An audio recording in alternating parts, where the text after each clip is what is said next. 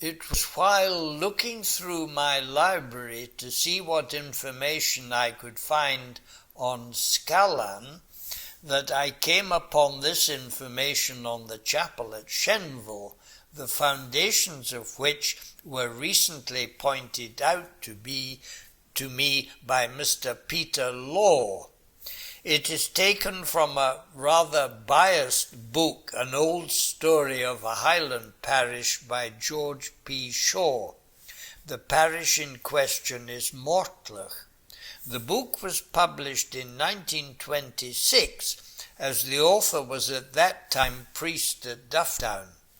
It was Bishop Gordon who, in the year 1728, resolved to establish a fixed residence for a priest in the Cabrach, and who chose for this purpose the Shenval, high above the Blackwater River, partly on account of its secluded position and partly because a number of Catholics had settled in that wild and remote region, so difficult of access as to be comparatively safe from the oppressor. It was indeed a hazardous venture, for new and more cruel statutes had been recently added to the penal laws, but the undaunted bishop took the bold step of building a small presbytery in which he installed Father Burnett, OSB, the first resident Catholic priest since the Reformation. That's Order of St. Benedict, I would think, isn't it?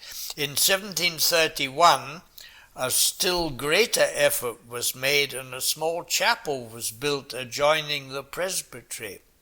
The Reverend Thomas Brockie was placed in charge, and there, with the exception of 1 year spent at Tomnagailach in Glenrinnes, did that good priest remain till 1759, braving the severity of the climate in this Siberia of Scotland. 5 years after the building of the chapel at Shenval, we find the ministers of Strathbogie once more alarmed at the growth of Catholicism in the district of Mortlach. These fears were not groundless, for already the mission of Shenval, which included Glass, the Cabrach, Mortlach and Abalawa, could boast of a congregation of 700 souls. It seems almost incredible that in spite of such protracted and cruel persecution, so many loyal to the old faith could be found within a radius of 20 miles. For some years previous to the 45, Catholics enjoyed comparative peace, but after Culloden, the little chapel among the hills of Shenval was burned by Cumberland soldiers. Fortunately, their efforts to find the priest, Father Brockie, were unavailing, as he was absent at that time.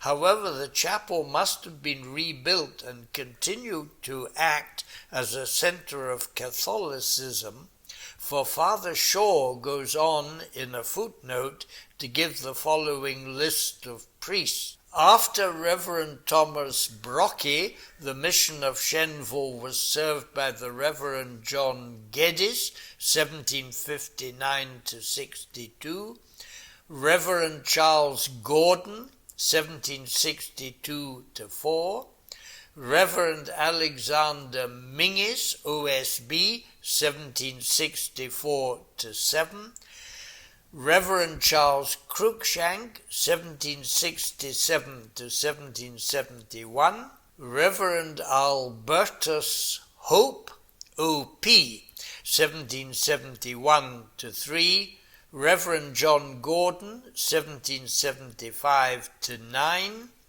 Reverend Paul Macpherson, 1779 and 80, Reverend William Reed, 1780 to 82 or 84, Reverend Andrew Dawson, 1785 to 7, Reverend Alexander Farquharson, 1757 to 1793.